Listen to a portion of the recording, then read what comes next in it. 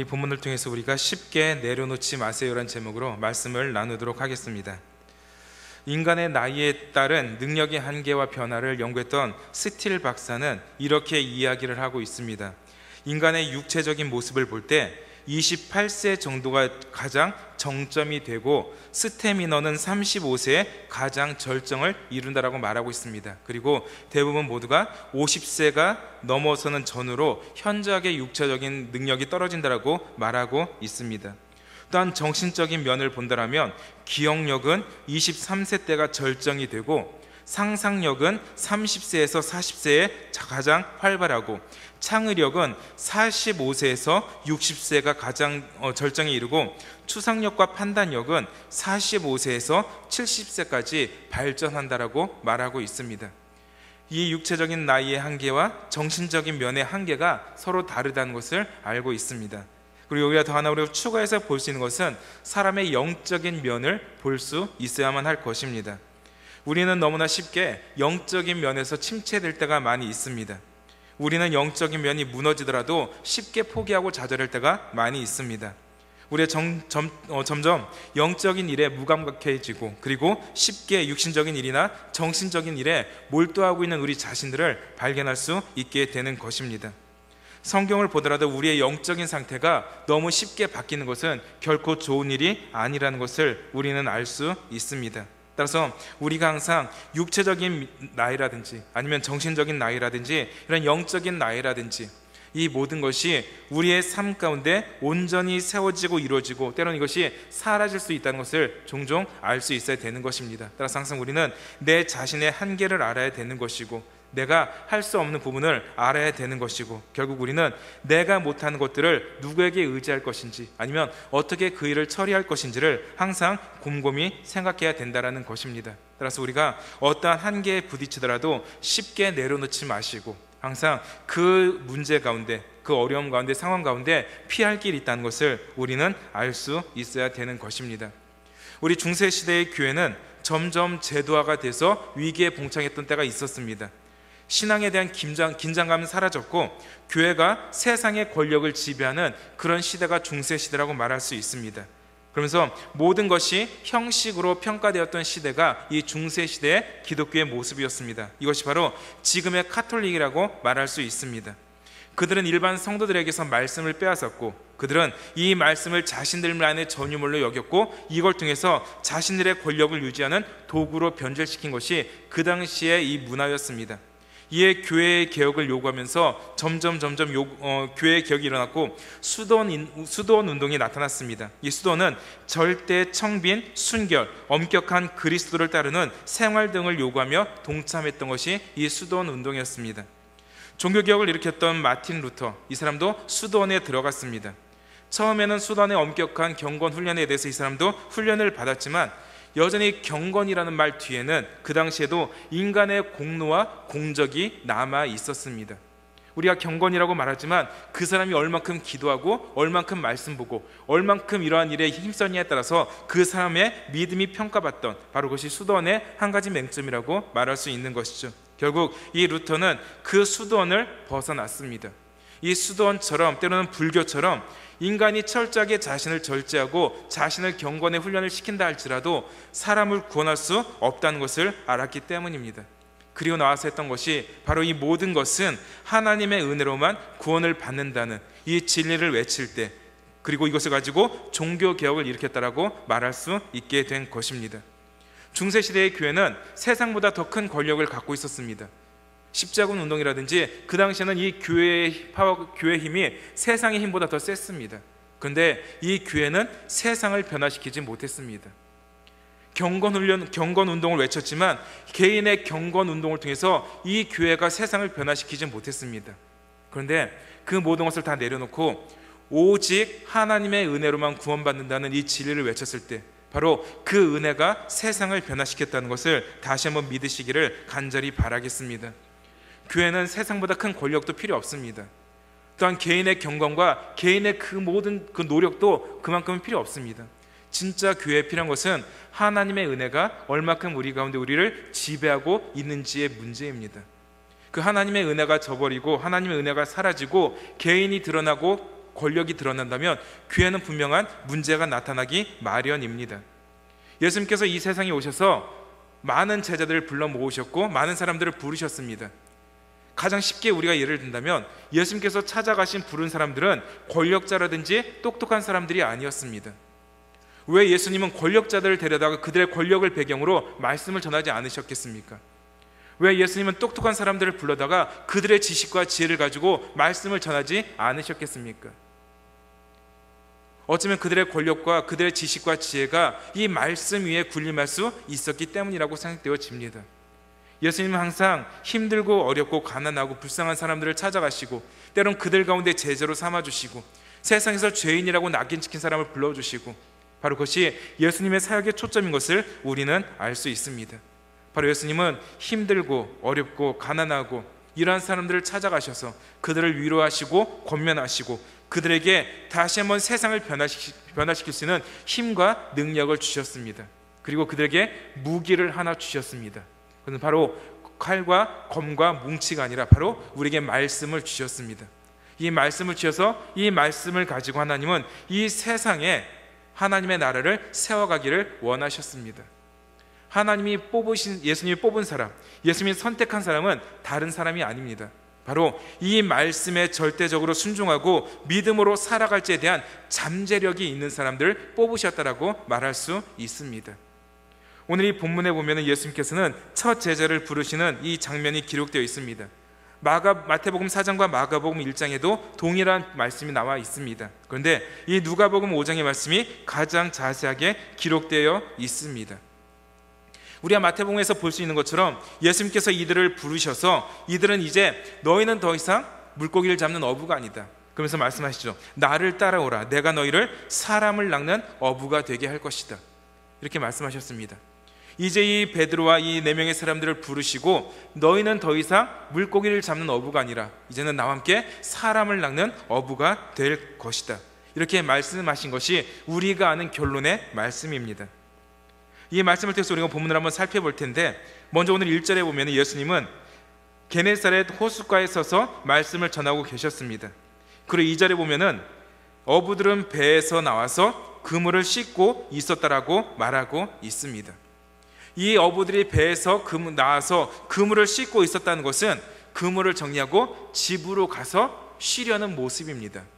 이제 이 어부들은 밤새도록 일을 하고 자기들의 모든 것들을 내려놓고 이제 이 그물을 정리하고 집에 가서 쉬려는 바로 그러한 모습을 말하고 있는 것이죠.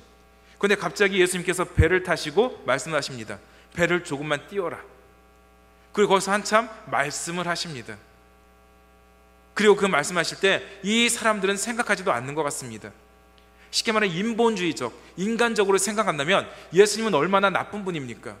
밤새도록 일하고 피곤해 지친 그 사람들, 그런데 성경을 보면 한 마리도 건지지 못했다라고 말하고 있습니다.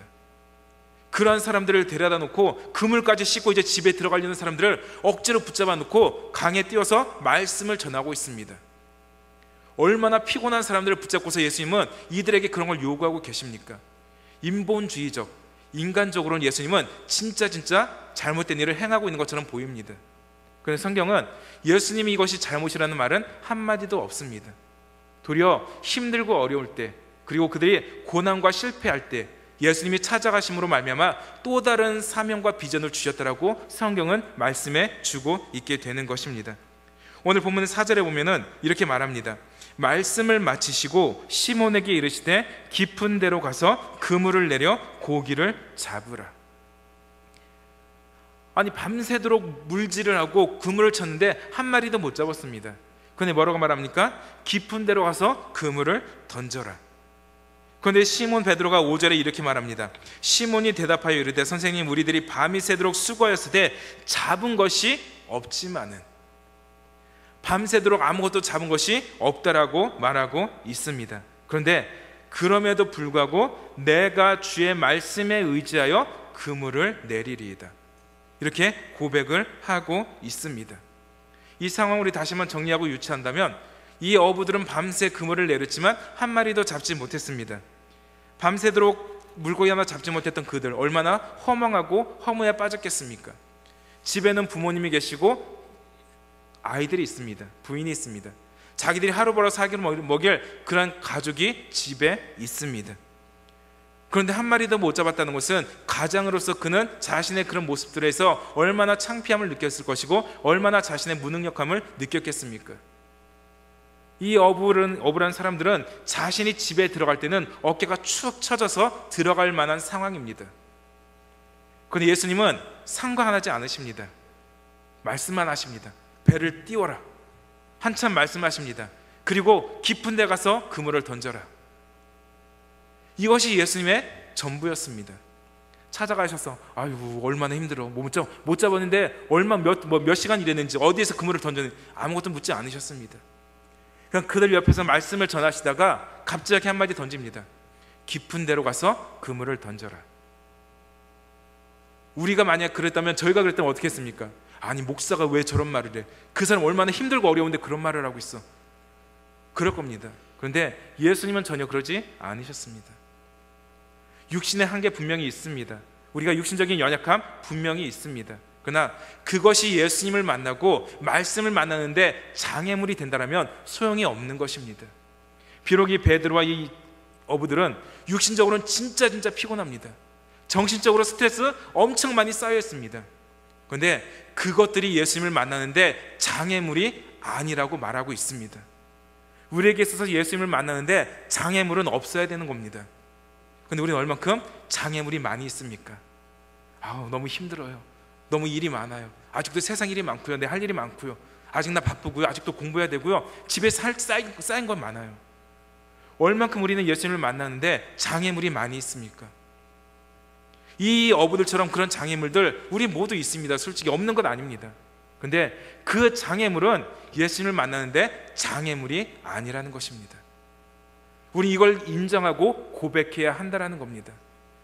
더 이상 우리가 예수님을 만나고 말씀을 만날 때 더 이상 핑계가 없어야 되는 것이 우리의 모습이라고 말할 수 있는 것이죠. 인간적인 시각으로 본다면 분명히 이 베드로와 이 어부들은 굉장히 힘들고 어려운 처지에 처해 있습니다.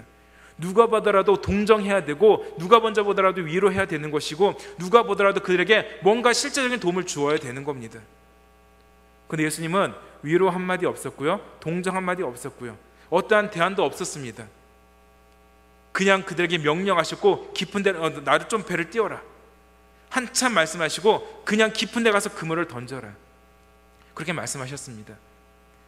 바로 이 베드로와 이 어부들, 그들의 삶은 이렇게 허무한 가운데, 때로는 실패자의 모습 가운데 예수 앞에 서게 되었다라고 말하고 있습니다. 근데 이 베드로는 얼마나 실패한 사람입니까? 물길질을 몇십 년 동안 했던 이 사람이 물고기를 한 마리도 못 잡았다는 것은 얼마나 창피한 일입니까? 그 실패자의 모습을 가지고 이 베드로는 예수님 앞에 설 수밖에 없었습니다. 세상은 실패자들에게 손가락질합니다. 저 사람은 실패자야. 때로는 그 실패자 앞에 친했던 사람들도 도망가는 경우가 허다합니다.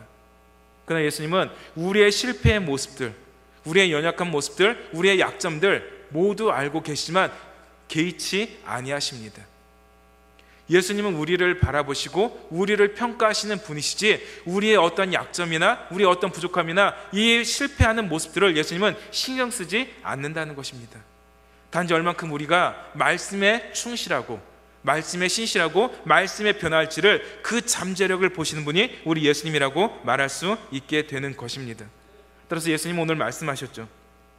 깊은 데로 가서 그물을 던져라. 여러분 정글의 법칙 보십니까 혹시? 김병만 씨가 사냥하는 거 보면은 낮에 합니까 밤에 합니까?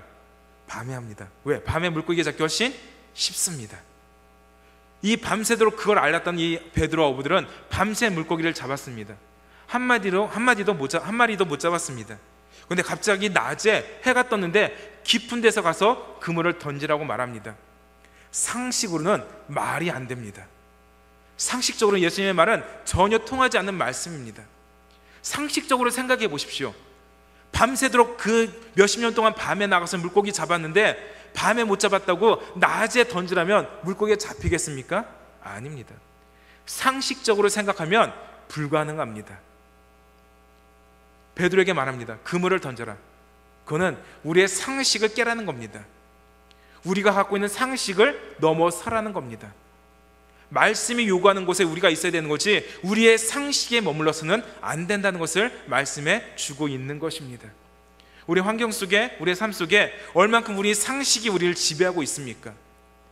예수님은 우리가 상식을 넘어서기를 원하고 계십니다. 말씀에 우리가 있어야 되는 것이지 말씀이 있는 곳에 우리가 있어야 되는 것이 상식에 머물러 있는 사람은 어떠한 능력도 역할도 감당할 수 없게 된다는 것을 말하고 있는 것이죠. 베드로는 분명 실패는 했습니다. 밤새도록 물고기 한 마리 못 잡았다는 것은 실패입니다. 그런데 이 베드로가 그 다음 했던 행동은 뭐냐면은 다시 배에서 나와서 그물을 깁고 그물을 준비했다는 것은 이것은 다른 말로 또 다음날 나갈 준비를 한다라는 것입니다. 한 번, 두 번 실패는 실패가 아니라 무엇입니까? 경험입니다. 한 번, 두 번, 세 번, 네 번의 실패는 경험이지 실패가 아닙니다. 진짜 실패는 내가 한 번, 두 번 실패했다고 포기하고 자살하는 것이 실패라는 것입니다. 베드로도 알고 있습니다. 한 마리도 못 잡을 때도 있고 때로는 만선할 때도 있습니다. 어부들이 항상 나가면서 뭘 기대하고 살아갑니까? 오늘은 만선, 물고기를 가득 잡기를 원하고 있습니다. 때로는 조금 잡을 때도 있고 때로는 쓸데없는 고기만 잡을 때도 있고 때로는 많이 잡을 때도 있다라는 것입니다.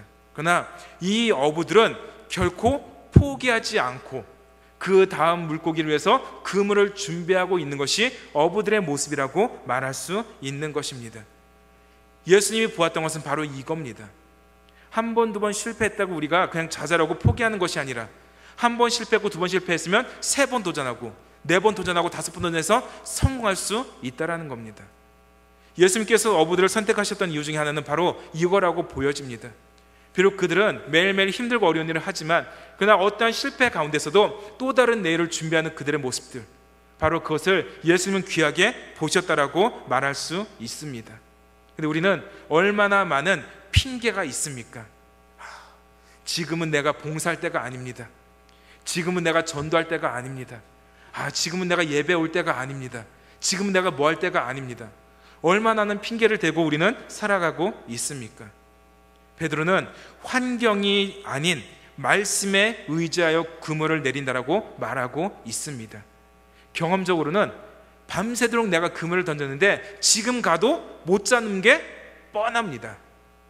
그렇지 않습니까? 밤새도록 물고기를 잡았는데 못 잡았으면 지금 가서 던져도 못 잡는 게 뻔한 것입니다.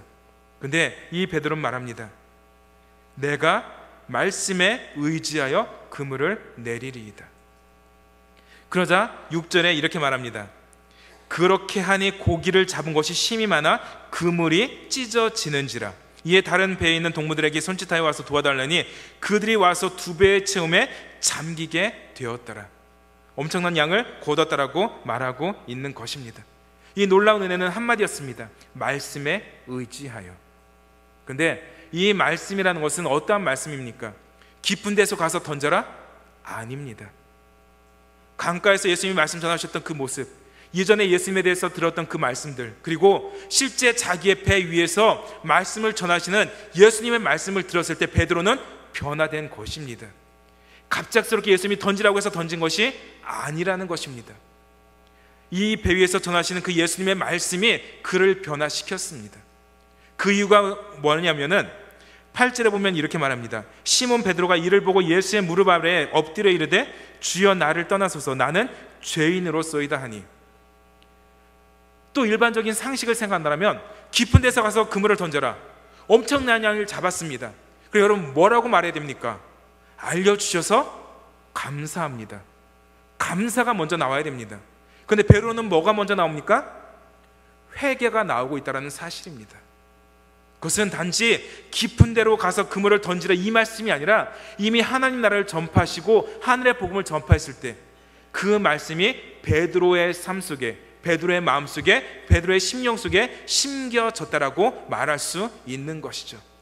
갑자기 한마디 툭 던졌다고 베드로가 변한 것이 아니라는 것입니다. 자신의 배 위에서 말씀하신 그 예수님의 그 말씀이 그 베드로를 변화시킨 것이고, 그 말씀이 바로 마지막 말씀, 깊은 데로 가서 던져라, 그 말씀에 순종하도록 이끄셨다라고 말할 수 있는 것이죠. 베드로가 자의적으로 순종한 것이 아니라 이 말씀이 베드로를 순종하도록 이끄셨다라고 보는 것이 더욱더 타당하다라고 말할 수 있는 것입니다. 만약에 자의적으로 이 일을 행했더라면 베드로는 그물을 던질지 몰라도 11절은 할 수 없습니다. 11절에 보면 이렇게 말합니다. 그들이 배들을 육지에 대고 모든 것을 버려두고 예수를 따르니라. 베드로가 이 모든 것을 자의적으로 했더라면 배와 그물과 모든 가족들을 버려두고 예수를 따를 수가 없습니다. 솔직히 여러분, 우리 여기 있는 모두에게, 저에게도 마찬가지입니다. 내 전 재산 팔아서 하나님께 내 바쳐라, 못합니다. 왜? 아직도 자의적인 내 모습이 많이 남아있기 때문입니다. 베드로도 마찬가지입니다. 자의적인 순종이 아니라는 것입니다. 말씀이 심겨지고 말씀이 역사하고 말씀이 이끄는 삶이 되었을 때 이렇게 예수님의 말씀에 절대적으로 순종할 수 있게 된 것이라는 것입니다. 그래서 오늘 저와 여러분 모두가 이 말씀처럼 우리는 이젠 더 이상 감정적인 신앙, 지식적인 신앙을 내버려야 한다는 것입니다. 항상 우리는 말씀 의존적인 신앙을 가지고 살아갈 때 바로 이 말씀이 우리의 모든 삶을 이끌고 우리의 모든 삶을 지배할 때 바로 우리는 하나님의 거룩한 사명을 감당할 수 있는 것을 다시 한번 기억하시기를 간절히 바라겠습니다.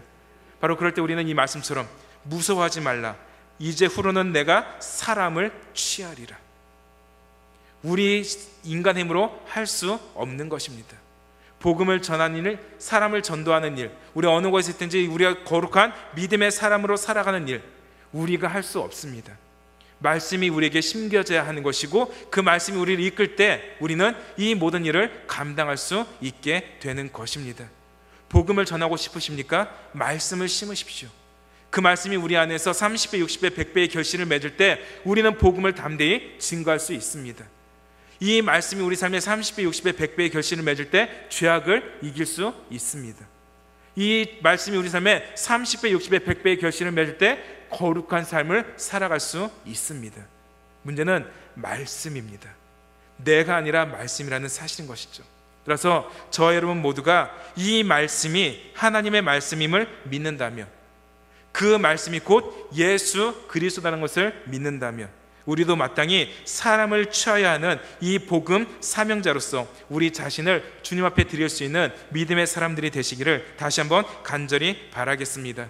그래서 저 여러분 모두가 영적인 사명을 가지시고 이제 이 말씀이 심겨지고 말씀에 의해 살아가는, 그리고 말씀에 의해 열매 맺고 말씀에 따라 늘 순종하고 말씀에 의해서 복음을 증거하는 복된 믿음의 거룩한 백성 되시기를 다시 한번 간절히 바라겠습니다.